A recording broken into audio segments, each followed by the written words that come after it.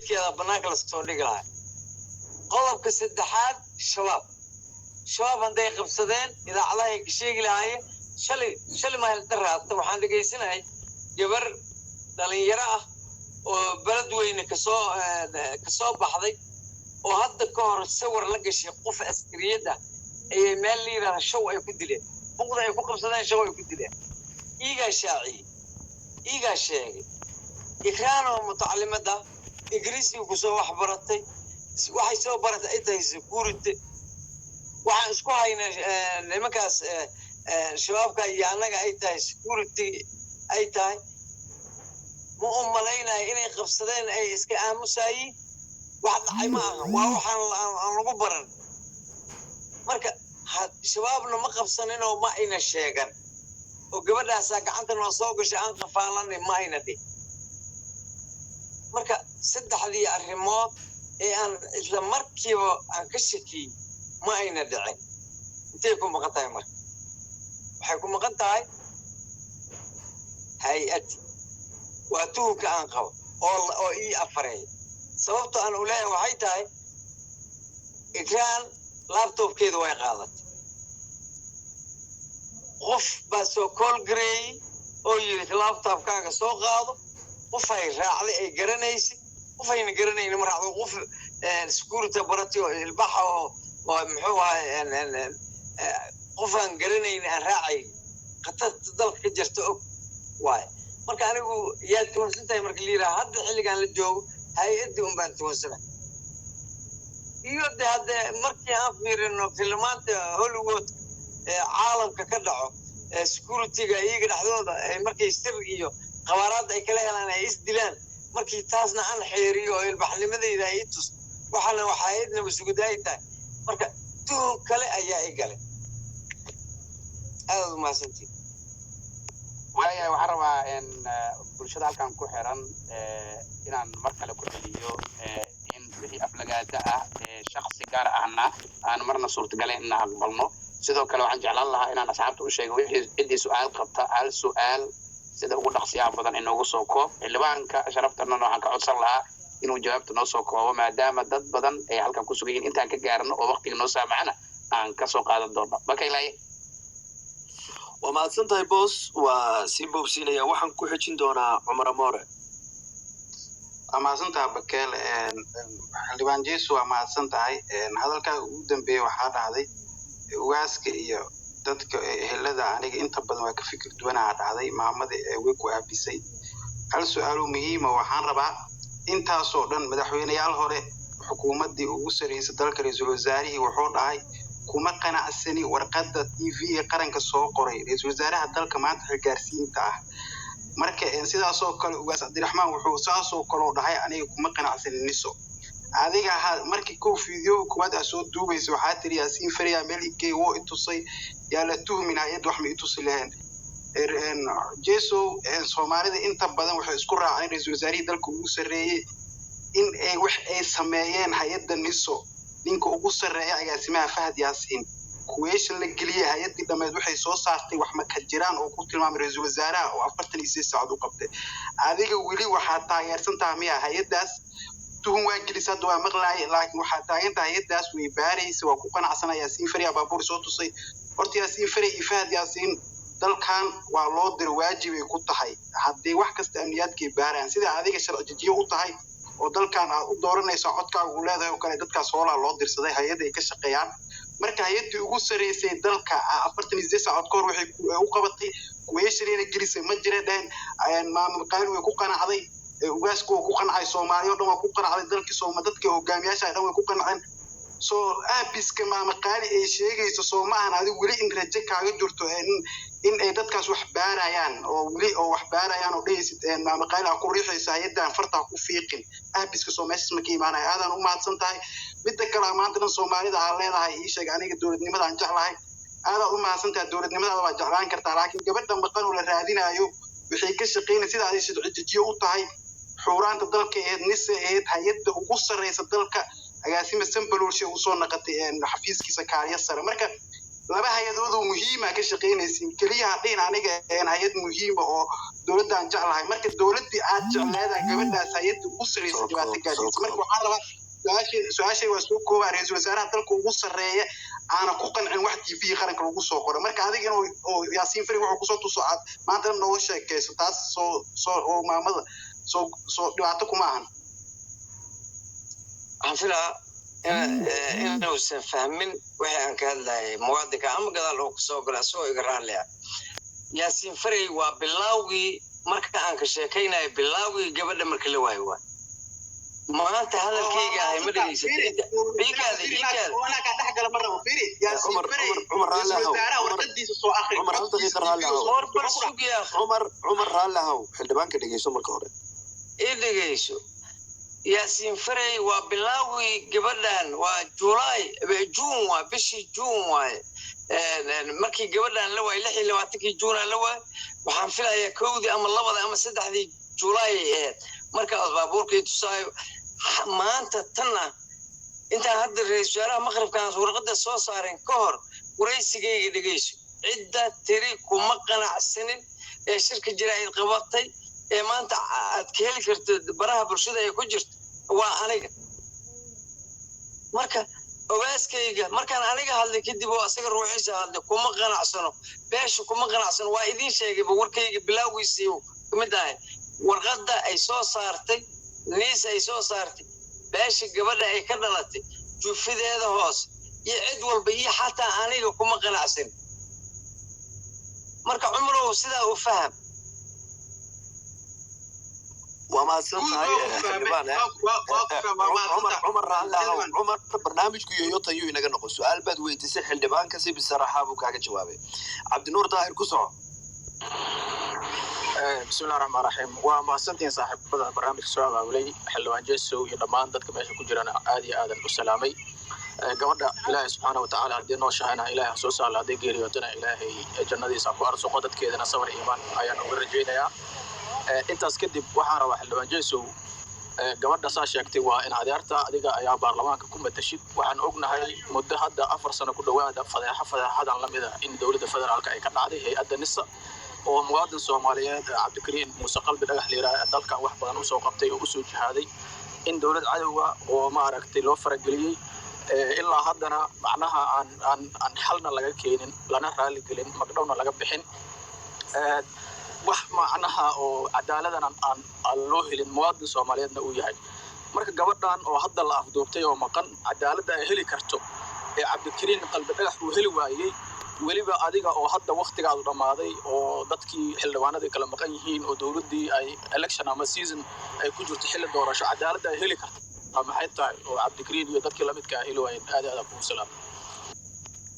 waa maasada walaalow arinta Cabdikariin waxa hadda mawduuca aan ka hadlaynay ma aha Cabdikariin Qalbi dhagax marka noo committee arinta Cabdikariin waa lagu kala qaybsan yahay dad badan ayaa ku qaybsan muxuu ahay shaqada Cabdikariin BC ku ahaa iyo waxa loo aanay iyo waxa loo qabtay iyo inay xaq tahay iyo inay xaq darro tahay Soomaalida dhamaan ku kala qaybsan laakiin anigu hadda xilligan aan joogo ma aha mawduuca hor yeelo ma aha mudane Cabdikariin Qalbi dhagax ee waa ikraam xildhibaane waa mahadsan tahay waxaan iminkana siinayaa intaanan qofka ku xiga siin waxaan doonayaa inaan raali geliyo jenaraal cabdalla oo inaanu saaxiibnahay isagoo aragti dhiibanaya si gaar ah u weeraray sida boos inoo sheegay waxaa xaaraan inaga ah in shakhsiyaad la abaaro weliba kuwada bulshada ugu mudan waxaan soo dhaweynayaa iminkana Cabdirasaaq Nuur السلام عليكم وين السلام يا دمان ولا لها ماشي كجرا جارها ولا لك عبد القادر بوس وحسمي مايك والسلام يا حلوان كي ظهر من جيسو على وفرحتنا ما عندنا فرصة هذا سؤال كويديو إن كستو سؤال لا سؤال عن طويل ميت كميدا دور خفض هرو كويديسي ميت قدام بيسار رواينا كويديو أنا وقتي دورة يا حلوانو sida aad sheegtay gabadha ikraan hooyadeed iyo dad badan oo Soomaaliyeed xoogaa waa saluugsan yihiin hadalkaaga iyo doodaada fahamkaaga maxaa u malaynaysaa inay sabab u tahay su'aashaas kaliya raba inaan ku weydiiyo waa mahadsantahay fahamkayga waxaan u malaynayaa daahir jeesow hadal si ah loo yaqaana oo difaac adaga difaacii adagtaa ayaana liigala kulmay sababta oo aan liigala kulmayna waxay tahay wax iga galeen waa hay-ad liirada hay-adda nabasugid waxaa la rabaa markii lugtaada dhiiqa ay gasho in markaad bixinaysa qajafteeda xataa aan la maqlin miji dhowr mar midaa la bixiyaa waxaa iga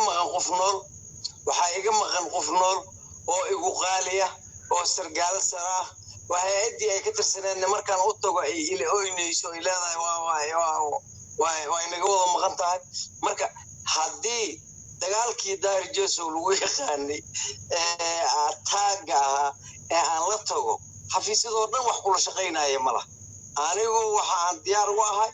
ikraan arrinteeda inaan ku wajo firi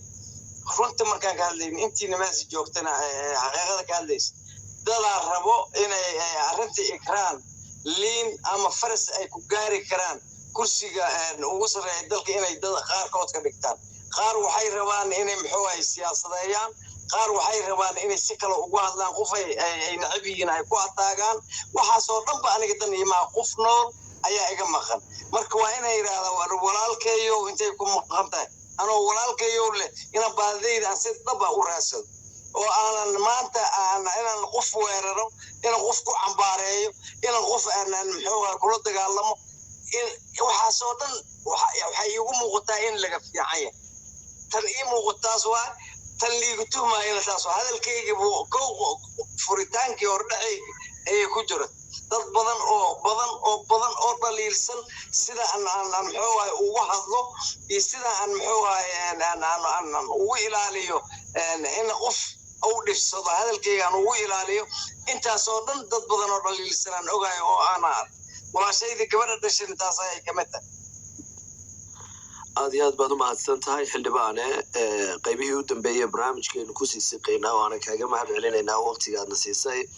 xildhibaane shirkadaha isgaadhsiinta ma u tagteen si aa u ogaataan cidihii u dambeeyey gabadhiinu la xidhiidhay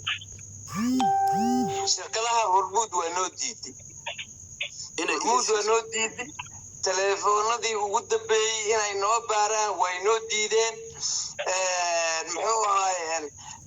yaasiin faray warqadaas u qori allahu aclam dee warqada waa la qori karaa laakiin hadalkaa ka weyn warqad waa u qori yaasiin faray uu leeyahay teleefoonka noogu dambeey waase diideen sida asagana uu igu yiri anigana aan muxuu ahay dad aan u dirsaday ayay sheegeen laakiin waxaan tagay muxuu ahay safaaradda maraykankaan tagay waxaan geeyey teleefoonadii gabadha waxa liisoo baaraan yiri waxaa lii sheegay in muxuu ahay lacagta ugu dambaysa $5 laga tuuray muxuu ahay loona tuuray teleefoonkaas noocaas teleefoonka markaan waxayna qofka lahaaday waa aqoonsaday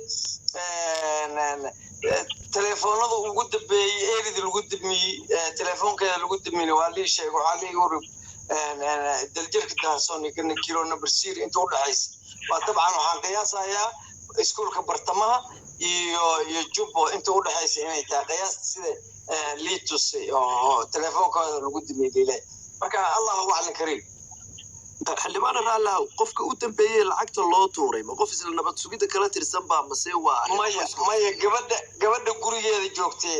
$5 u dirtay waa mahadsantay rooble soo dhow ma bakayle waa mahadsan tahay waxaan rabay bas inaan idin dhaho maadaama dadka badan yihiin hadduu nood garaysan karo xildhibaan amiin jeeso hala weydiiyo dadka saddex la isku raaciyo maadaama dadka ay badan yihiin su-aalo badanna ay qabaan yani xildhibaankan ayaan loo qalaacoodin su-aalo adag hala weydiiyo waa ninka bixi kara marka su-aalo adagna hala weydiiyo xildhibaanka dadkaa loo fasaxo su-aalahooda loo daayo dadkana saddex la isku raaciyo si mawduuca uu noogu ballaarto dadkana jaanis loo siiyo marka waan bahadsantihiin mo bakayle iyo booska waa hagaag xildhibaanku ha inoo sheego markaa inuu u dhow yahay bug iyo qalin ama meeluu ku nood garaystaa haddaa soo qaadanaya bug iyo qalin waa ii yeelaa wada su-aashiina wata qofka waa hagaag iyo su-aashiisa mawduuceeda aan qoranaya bas waa hagaag deeq ma soo dhaweynaya deeq binaanle السلام عليكم ورحمة الله وبركاته. ما بقينا أنا وما حسنتها أخيرا السلام عليكم أشكر هذا الشيء عبد القادر بوس روبلي أخيرا الشيخ مصطفى سلامة حلوان تشيسو أنا أقول سلامة تعالوا حلوانة su-aashaydu waxay oranaysaa ikraan waxay ahayd sargaal sare oo ka tirsan hay'adda mas-uuliyadda qaranka oo weliba joogtay qaybta haysatay madaxa cyber security-ga marka way adag tahay sargaal noocaas oo kala ah in ama intuu laptopkiisa qaato qof haddaa adigu ehelkii sheeganaysa xildhibaane cidda ay la xiriirtay iyo cidda ay raacday nimanka gaariga kusoo tusay ee ku dhahaya gaarigan wiilkaana lahaa ma kuu sheegeen cidda ay raacday cidday la ballantay mise ehelkii oran karaan ciddaasay hadda raacday haddaysan nimankan idiin sheegi karin idinku ina ogeyn saacadtu xildhibaane annagoo dhallinyaraa maxaadna leedahay xildhibaanadii ugu waktiga dheeraana aad tahay waddankan xaaladiisu saa ay tahay ma waxaadna leedahay meeshii waxa weeye waa bayla mise waxaad leedahay waa laisku hadlayn karaayo mas-uuliyad baan qaadi karnaa xildhibaane waa mahadsantahay yay raacday su-aashaas haye wato marka xildhibaan haddii qalin iyo bug aad haysato su-aashaas waxay ku noqon su-aasha kale sheeg qalbi lula sheekh ustaad waa lagu imaan doonaa waa idin salaamayaa dhammaan xildhibaankana waan salaamayaa aniga su-aashaydu waxay tahay maadaama gabadha allaha u raxmada ilaaha u naxariistee lagu tuhmayo yani sida tuhumka dareenka shacabka inay dowladda yani ama hay-adaheeda ha ahaato ama dowladda laftirkeeda inay dileen maxaa loogu saari waayo dad kaloo idinka madax bannaan inay keiskaas baaraan oo ay xaaladiisa la socdaan ama ha idinla shaqeeyaan ama goonidooda ha u shaqeeyaan waa mahadsan tahay su-aasha saddexaad baynu raacinaynaa jibriil nuur maxamed waa ku salaamaya adeer rooble iyo boos waxaan weydiinayaa xildhibaan aamiin sidee bay ku dhacday aamiin ama ummadda soomaaliyeed maxay ku qancin kartaa dowladda soomaaliya madaxdeeda ugu sarreysay iyo hay-addii ay gabadha ka tirsaneyd muddo 2 bilooda in sarkaal muhiim ah oo muwaadil oo inaanu xaq helin oo laga aamusnaa intaas oo dhan oo aanay marna arrintaas u sheegin sidoo kale haddii gabadha la waayey markii horeysa la waayey waa la yaqaanaa haddii aysan timirlaf ku jirta haddaanay wax khaldanayn habeenkii saacaddii la waayey gudaheedii maxay niinsa guriga u iman weyday gabadha deganeed kiiska u baari weyday kadib dadka soomaaliyeed warbixin kusoo gudbeenaa gabadhii waa ku maqanahay annagana nalama joogto idinkana waa idinka maqan tahay annagana waa naga maqan tahay aynu wada raadino may dhicin taasi marka arrintaas maxay noqon kartaa xildhibaane saddexdaa su-aalaan ka jawaabayaa su-aasha ugu horreeya deeqaas weydiiyey yay raacday allahu aclam kariim ciday raacday anigu ma garanayo haddii aan garan karo qofkaasaan weydin lahaa arrimaha amniga dalka ma laisku hadlayn karaa anagu raaciyey dabcan qof kasta wixii ku dhacaya waa ilaahay agtiisay ka qoran yihiin laakiin dalkeena waa laisku hadlayn karaa dad badan oo qurbaha kasoo laabtay iyo dad badan oo muxuu ahay dalka joogaba way ka ganacsadaan waa ina socdaan wax noo dhaamana marna ma laha gabadha walaashay guddi dhexdhexaada maxaa loo saari waayay ayay tiri ayadana waa tan maanta aan ka hadlayay muxuu ahay ra-iisul wasaaraha iyo madaxweynaha ka codsanaya inuu guddi la saaro dhexdhexaada hore waxaa loo saaray markaan gabadhan la waayey waxaa la xiriiray ra-iisul wasaaraha madaxweynaha intaba guddi ay si kala dadban ay ugu magacaabeen mid waxaa loo magacaabay 3 hay-adood hay-ad nabad sugidda oo gabadha ay ka tirsaneed CID-da iyo maxaa la yiraahdaa hay-adda dabagalka ee militariga dad laga soo xulay ayaa loo magacaabay marna 3 avokaat 3 muxuu ahay xeer ilaaliya ayaa loo magacaabay marka maanta ayaan weydiistay maadaama guddiyadii oo dhan ay waxba keenin wixii laga sugayna hadda hay-adda ay si rabood ay iidab u keentay 4 saac ka hor in madaxweynaha iyo ra-iisul wasaaraha ay guddi cusub magacaabaan guddigaasna guddi lagu kalsoonaan karo oo raboor keeni karo oo gabadha nolol iyo geeri ku keeni kara in laga dhigo aad iyo aad u mahadsantihiin jibriil wuxuu yiri maxay nagu qancin karaa mar haddii muddo badan oo muxuu ahay 60 iyo xoogaa ay aamusnaayeen hadda jibriil taan maanta ka hadlay waaye haba yaraatee wax aan ku qanci karno ma noqonin ama familka ha noqoto ama ummadda Soomaaliyeed ha noqoto maanta waxa leeyahay maxaad aad boqolay ugu dhigtay waxaan ku yiri boqolkii 80 shacabka Soomaaliyeed kuma qancin hatta kuwa muxuu ahay kiiska cararka ee rabeen iska fogeeyaan gabadhan dambigeeda hatta qaarkood kuma ayna qancin sida ay qoraalkooda yar iyo muxuu ahay erayada ku qoray oo aan academic waxa soo dhan markii la fiiriyo wax oo lagu qanci kara ma ahayn marka insha Allah wax lagu qanco ra'iisul wasaaraha hadda waa hadlay 48 saac gudahooda in raboorka gabadha oo dhameystiran in loo soo gudbiyo kadib tilaabada uu sii qaadi doono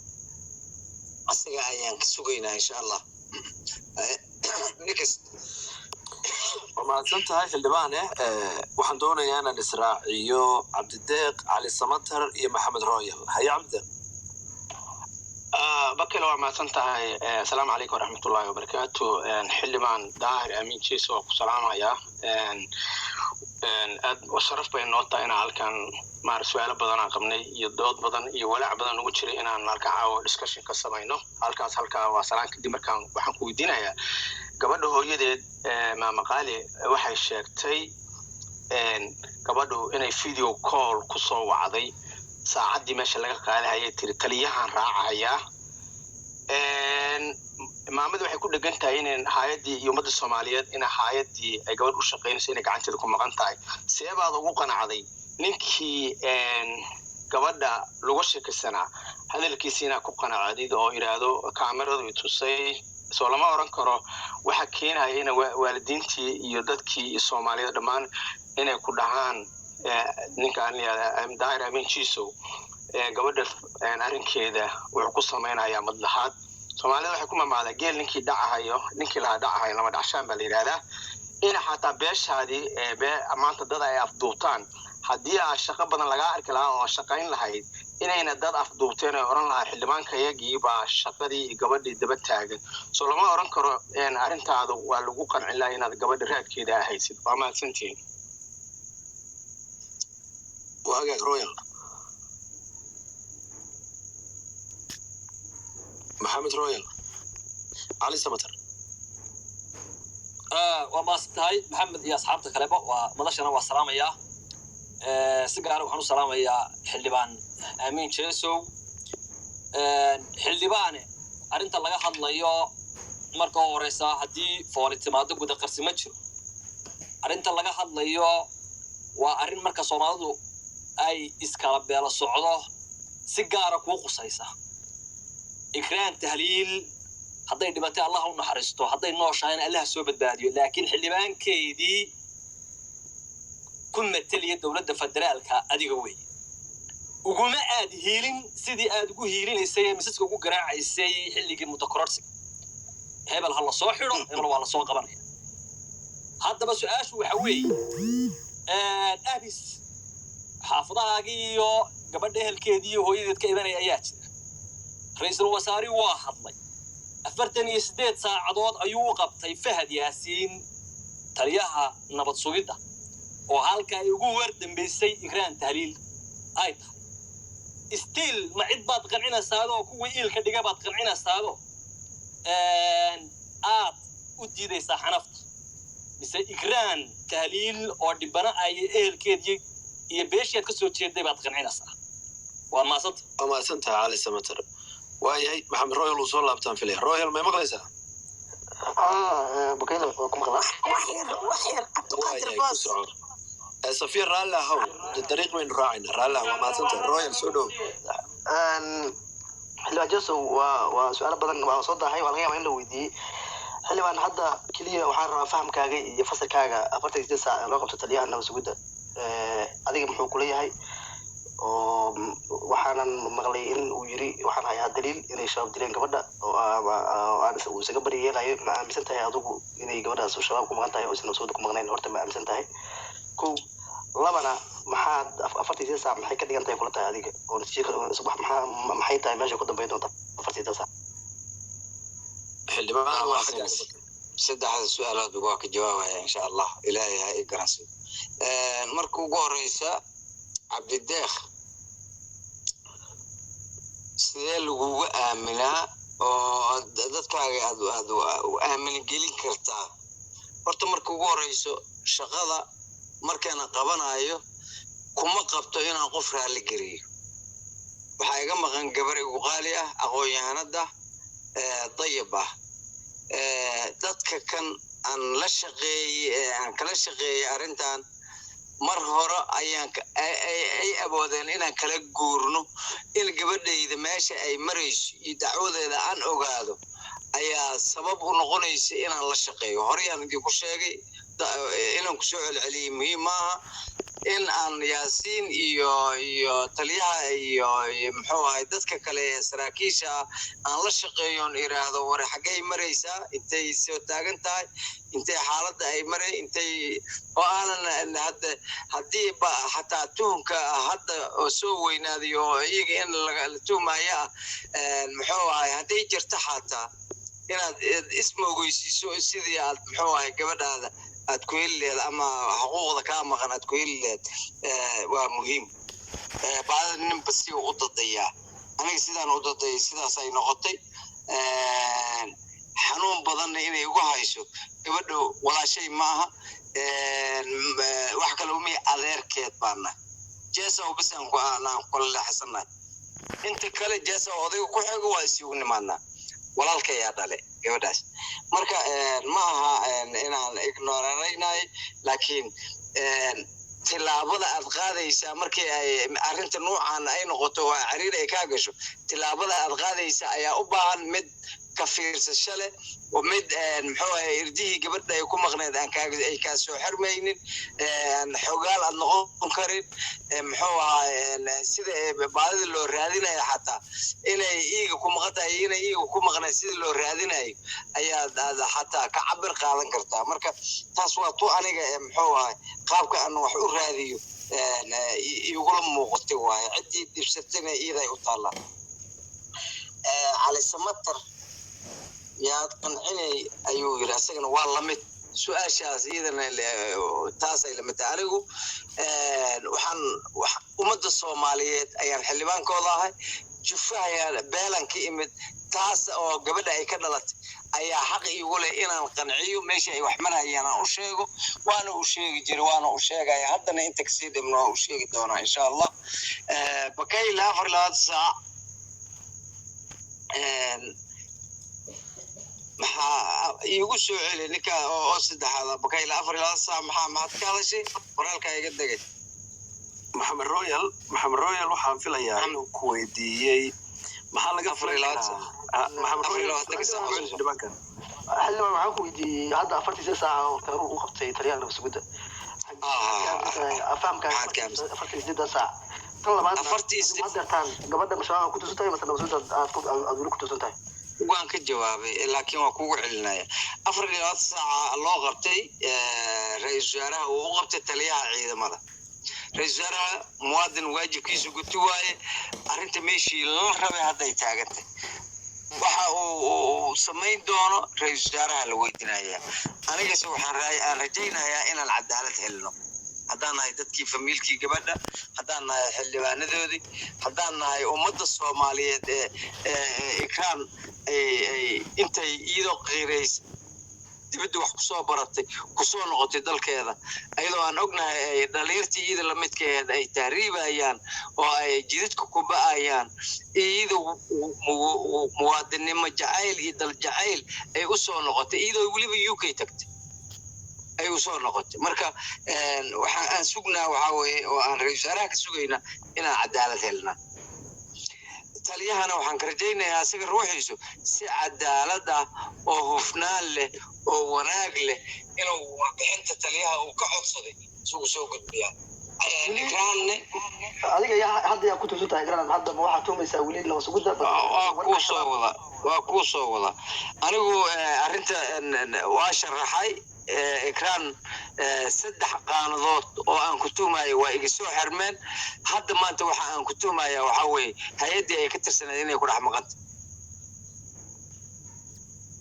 waa mahadsan tahay xildhibaane hadalka cali samatar haddii aan halkaasii raaco waxaa ku jirta sidaad muddo kordhintii ugu doobi jirtay maxaad arrinta ikraan ood adeer u tahay ood og tahay inay dulmane tahay ugu badheedhi weyday ood uga hadli weyday si adagoo markaa loo malayn karo inaad daacad ka tahay arrinta ikraan waa arrin u baahan in la farsuuliyo oo ayr tartiib la qaadaa dhigo waayo qof noolaa iga maqan haddii si agressiifnimaha oo dagaal leh aan ku wajaho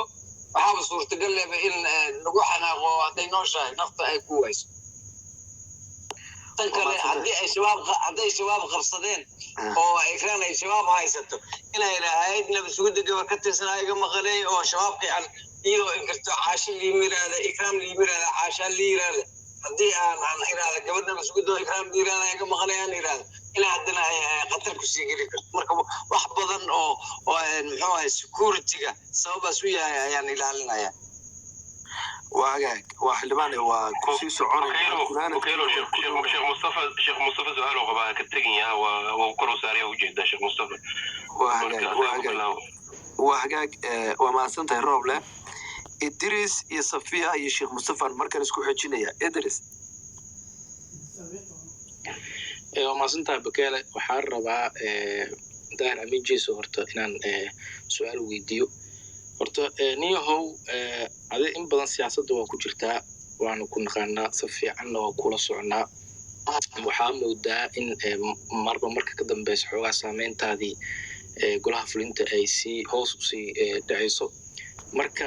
maalin dhoweed waxaa dhahday adoo oo xadaaraysan ayaa waxaa tiri madaxweynaha isagaan impeachment ka keenayna haddii uu 2 sano ka laabto hortaada ay soo fariistay 2 sanana uu ka laabtay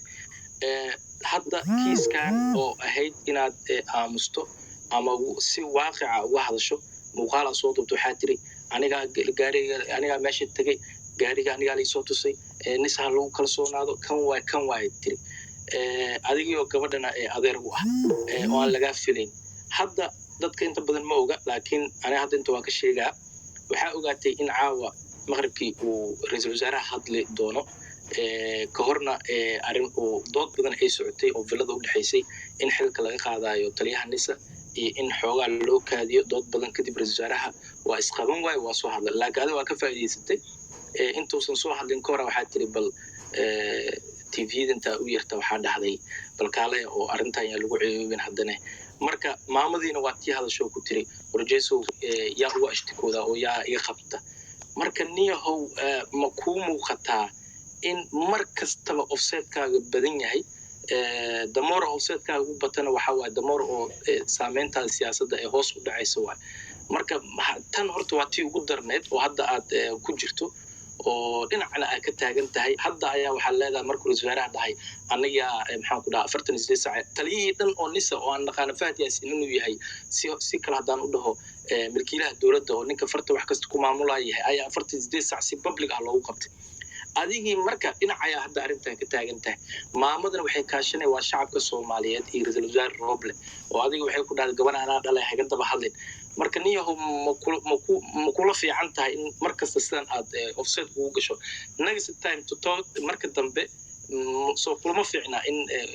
inta aadan hadal oran oo aad og tahay inay gadaal dambe ku xumaanayso haddana mar kale aadan soo fariisan soo xoogaa ma qurux badna inaad offsetkan faraha badan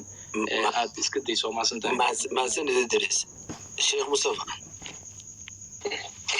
السلام عليكم ورحمة الله وبركاته. طبعا خيرت وإذا سلام يا جارهان عندما جاسو وأنتي شرف الكلمة بدنا أبدا سلام يا سلام عندما كذب محاربة هنا الله بعد عن تلمامو أنا سوكو بمدو كواد horta midda daniga la daninayo ama laga shakinayo nabad sugidda iyo ciddii laga shakiyo waxaan rabaa inaan dadku caddeeyo inaysan dembi ahayn waayo ilaahay wuxuu diiday danigoo dhan maahan inna bacda dani ithmin uu ilaahay dhahay daniga qayb ka mida ayaa dembi ah damigoo dhan maahan haddii raad lahaayo waayo dembi oo dhan in la helo marka hore wuxuu u baahan yahay in shaki yimaado shaki markii la yimaado kadib wuxuu u baahanayaa xaqiijin marka hadda stagekii shakiga ah oo weliba sii weyn oo muuqda ayaa jiro marka xaqiijintii umaan dhiman taas meesha marka uga gudbo gabadha aabaheed oo aan la kulmay wuxuu ii sheegay in runtii intay gabadhiisa ka maqnayd uu dadaalo badan sameeyey dad badan uu la xiriiray laamo badan oo dowladda uu la xiriiray laakiin mar walba la isku dhiibaayay xildhibaanka arrintaas mala socdaa waa su-aasha ugu dambaysa waxay tahay aan weydiinaa muhiimkana ii ah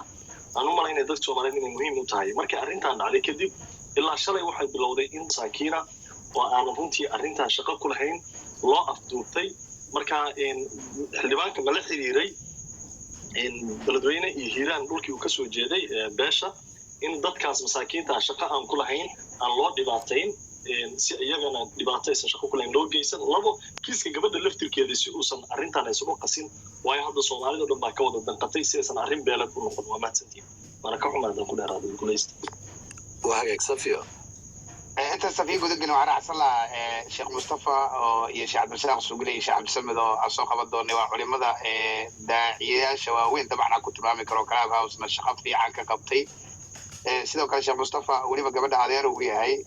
ninka la xildhibaan daahir amiin jeesuna si waxan bay isku garanayaan wax badan oo ka dhiibiyay wax badan oo ku aadan arinta igraan tahliin uu ka hadlay sidoo kale waxaan rabay idris alteesa su'aasha weydiiyay xildhibaanka marar badan buu dhahay iyo marar soo socda horta wixii baasti ah iyo wixii future ah halkan diiradda kuma saareen idrisow waxay jeclaan lahayn xildhibaanka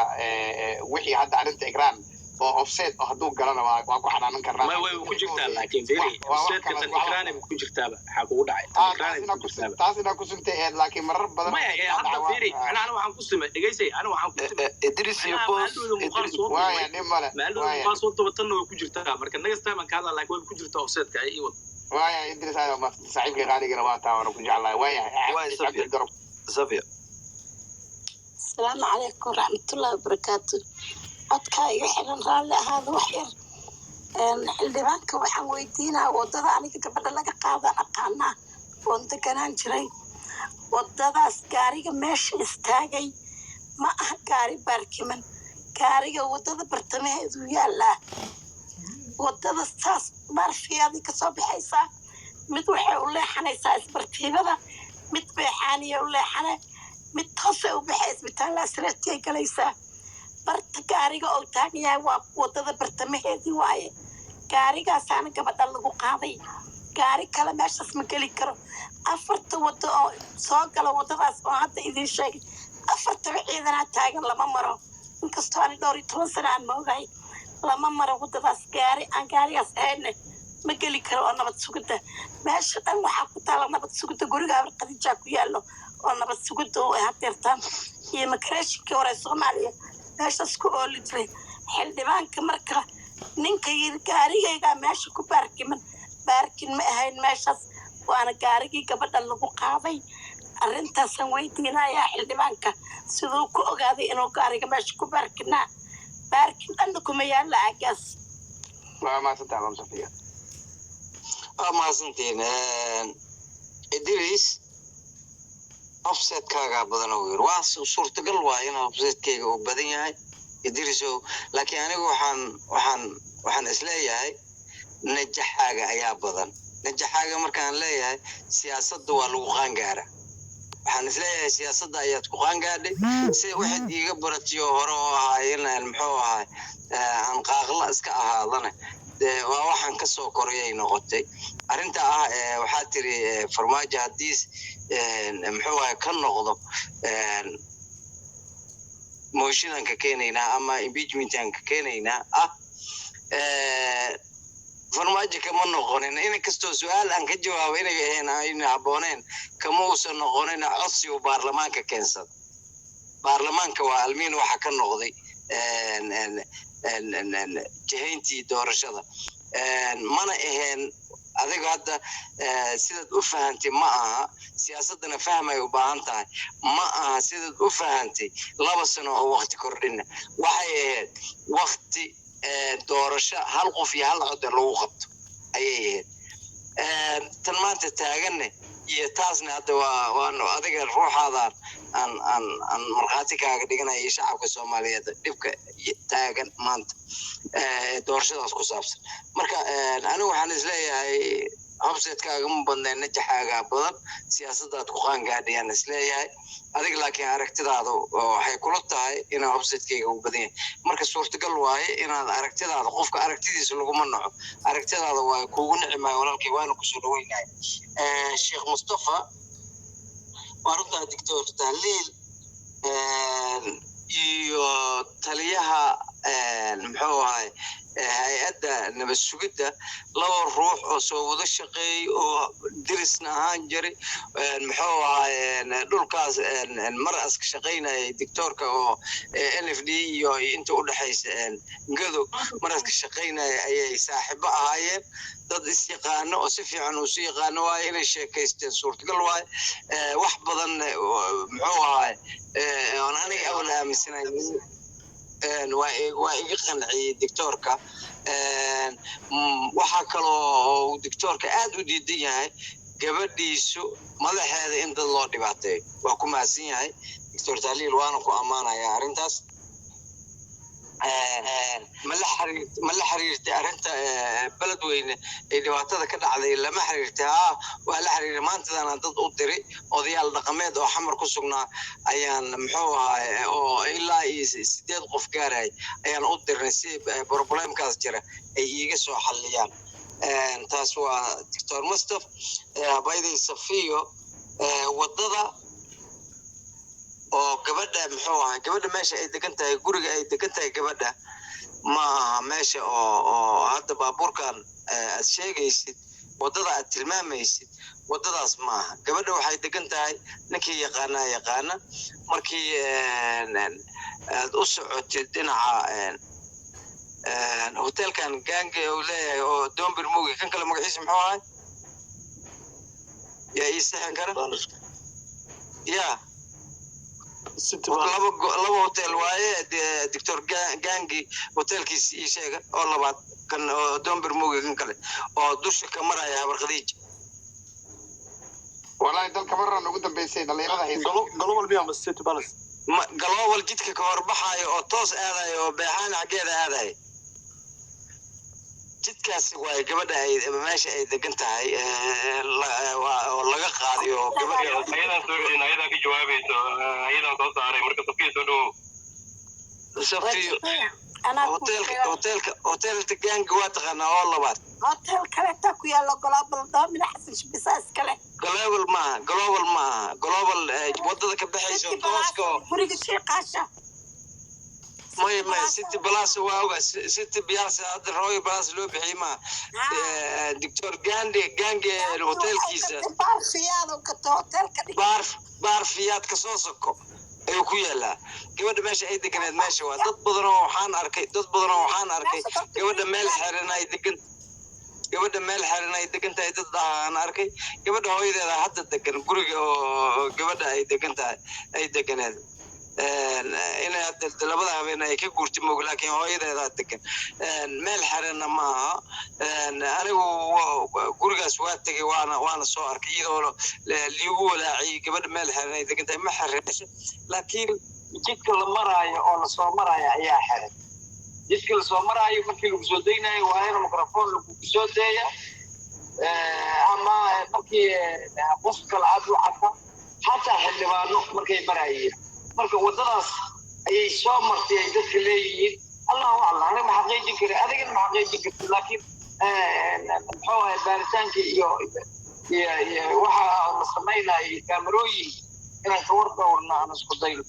yaad mahadsantahay intaas waa aragtidaydii iyo muxuu ahay garashadaydi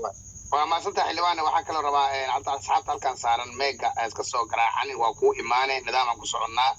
qofkaas oo horeeya laga yaabaa inaad bursi ku sameyso su'aashaada soo koob xildhibaankana waqtiga oo inahaaya dartiis muddo saacad iyo bar ayuu ku jiraa waxaan jeclaan lahaa jawaabaha inta nuxur kale inuu noo soo koobo Soomaali ma wada qancin karno waa ma wada qancin kartid xildhibaan marka waxaan rabaa inay 3 qofood oo kale soo koobaan jawaabtan xildhibaanka noo soo koobo inta hartay hadda inta saaran panelkana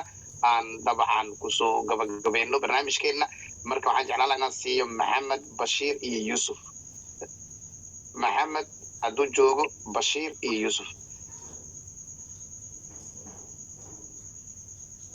محمد لما جوج محمد كان aniga miyaa mise waa maxamed kale maxamed kor saaran sida aada abdid hada reference dheh sida loo kala horeeya arkaysaa waa xildhibaan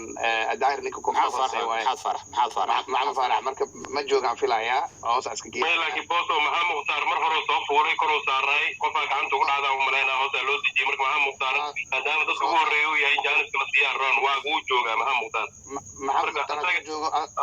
ha lagu bilaabo su-aasha xildhibaan amiin dib malabo xildhibaan amiin joso waxaan rabaa horta laba su-aalood oo daaragtii inaan ku weydiiyo waxaad moodaa energyga as xildhibaan soomaaliyeed marka aad dadka aad siyaasadooda aad dhaliishan tahay energyga aad ku hadasho oo aad ku taageerto ama aad pressureka ku saarto inaadan u isticmaalin markii nidaamka hadda jira oo waxyaabo badan ama uu khaldo ama uu si kale wuxu dhigo su-aasha labaad oo aan raba inaan ku weydiiyo waxay tahay xildhibaan amiin jesow gabadha taleefona soo wacay oo qofka soomaaliya jooga compoundka asoo ku jiro guriga kama baxo taleefonkii soo wacay waxaa la sheegaa in hormood la weydiiyey ama shakhsiya ama dadka oo shaqada ku leh in nambaradii la diiday in la soo saaro marka baaritaanka la sameeyey ama adiga maadaama aad sheegtay inaad taleefanada u geysay safaaradda maxaa lahdaa maraykanka ama aad geysay meelaha ku shaqada leh oo haddaa aad noo sheegaysay ma waxaa la garan waaya taleefonkii ugu dambeeyey oo gabadha soo wacay oo guriga ka soo saaray qofka iska leh haddii la gartay ama la garan waaya labadaba sababta ay u qaadatay muddo 2 bilood ah in barashar lagu saaray intaa la eg qof adiga aad xildhibaan u tahay oo baarlamaanka Soomaaliya aad ku matasho soo meeshaas kama muuqato in adinka xildhibaanadiina dadka aad sheegtaan inaad matashaan aad dayacdeen oo aad markii barasharku dawladda oo kor aad dib u soo hadashaan oo aad qaylisaan cidaad markaad aad rabtaan inaad saxdaan waa mahadsantiin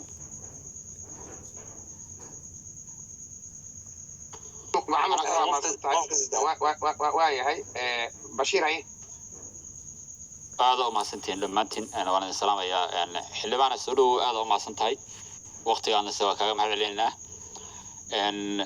ilaa 2 iyo 3 su'aalood inaan weydiin karaan u malaynayaa dad kalena su'aalo waa qabaan bashiiro alla ku su'aashaas leedahay ninkaan nin kulul waaye su'aashaas leedahay waa karkari karaa waa weydiin kartaa laakiin bal hal su'aal kusoo koob اوكي لما كدي انا بدن لا افر سؤال يقرن لكن لما كسو كوا كلا ونو كلا dadka kala ixtiraameena 10 su'aal xaq u leedahay laakiin kuwa kala ixtiraameena kuwa kala thank you very much oo ma santahay okay xildhibaan soo dhawo horay uga maada hadda maanta ka hor sida muxuu ahay aan ognahay arintan 7 iyo dhowrka bari si maraysa maanta un baad clip yaro 2 daqiiqo iyo wax la mid ah aad soo hadashay sida qof iga horeeyay aan ka maqleenahay yani xog bad ku leeyso meelaha wad ka dhadhaweyd welina waxa warkaaga ka muuqda in halkii lagu tirinayay aad weli ku xiran tahay oo ahayd fila Soomaaliya xaaladdu sida hadda taa waa ognahay ra'iisul wasaare maanta uu hadlay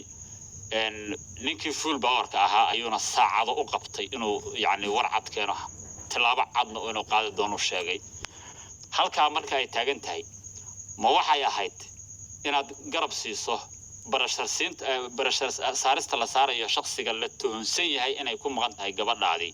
inaad ka qayb qaadato mase waxay ahayd inaad weli go'doon ku ahaato halkii laga soo guuray muxuu ahay Fahad iyo muxuu ahay farmaajo hadii aan magacaabo oo go'doon ku jira inaad weli go'doon la sii ahaato halkii ay ahayd inaad dadkaaga matasho oo gabadha aad sheegtay inay idin kala duwan tahay oo kaliya magacaaga aad xildhibaanka lagu yaqaan xildhibaan daahir amiin jeeso lagu yaqaan inta kale idin kala duwan tahay ee odaga afraad isugu imaanaysaan inaad garab siiso oo aad garab istaagto cidda u dagaalamaysa ee xuquuqdeeda raadinaysa barasharkana saaraysa shakhsiga lagu toonsan yahay soo dhaw xildhibaan su'aalo badan baa qaba laakiin hal xabaa laga soo koobay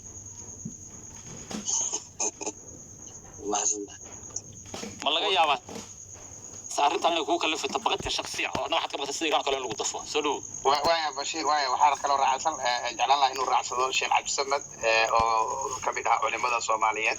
waliba hadda waqtigiisa inta ugu badan teknolojiyada casriga ah dhalinyarada aniga aan ka mid ahay wax wanaaga kula wadaaga culimada kala mid yahay Sheekh Cabdi Samad raacsan su'aal qofta daacad aan ka dhig عادية جود شابس واي واقع قد بايا هاي يا ريفريش دان دو عبد حدون أكو هيك عبد حدون ده دوا تيم كأوسا كجرتا ودي جيا عبد حدون مجوتا الغادر أنا كوري شو واي عبد مجوجو واي راس ساعد سؤال سدحت راسه بشير أو عصام معنا waxaan filayaa ana ku xiga cabdiqaadir soma هيا يوسف بشير لما جوجر الرعسة يوسف xildhibaan waan ku salaamay waxaad moodaa su-aaluhu inay badan yihiin su-aalo lagu dhaliilayo qaabkii aad uga falcelisay kiiska gabadha iyo tuunka ku xeeran mar haddii aad caawa degeysatay su-aalihii lagu weydiiyey oo dhammaantood muujinaya macnaha inaad aad gabtay waajibaadkaagii kow xildhibaannimo labo ehelnimo ma tahay xilligii ugu munaasabsanaa ee aad siyaasadda ka degileyd waa mahadsantahay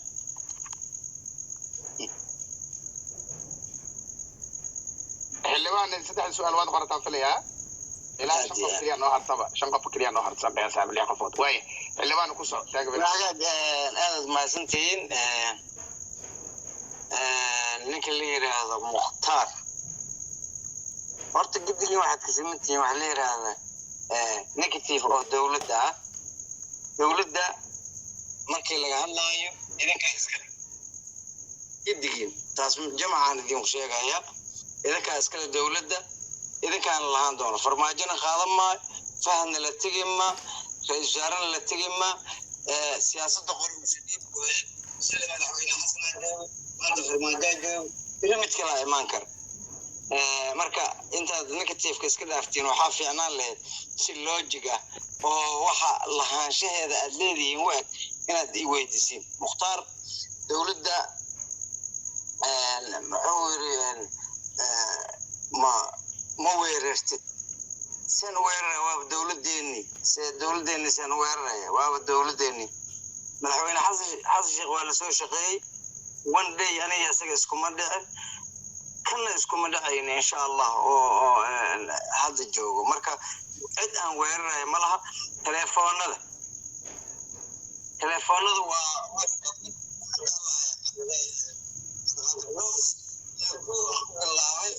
hormuud ay noo diiday inay noo soo bixiso qolkii ugu dambeeyey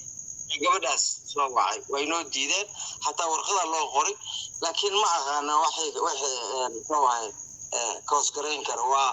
waxa u baahan baaritaan sababta ay u diideen iyaga ruuxooda baaritaan oo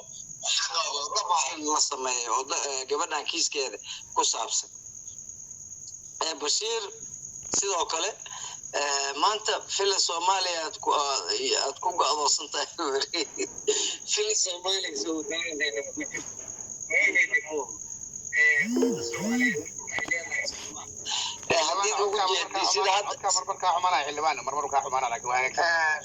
ninka la yiraahdo bashiir wuxuu yiri fila soomaaliya aad ku go'doonsan tahay ma sidaasaad sii ahaanaysaa والله في الصومالي وماشي نروح كل ماشي ذلك ماشي يمد الصومالي حتى إذا لنا عيت أنا مو بخضر مال هو حواي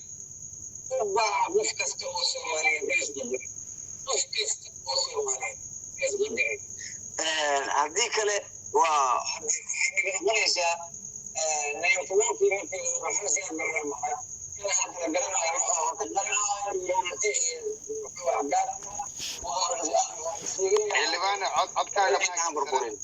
haddii anigu intaas un baahan codkayga sidaas ayaan kugula hadlooya haddii aan la maqlaynin hadda xaggiina in sidaas suurtagal ah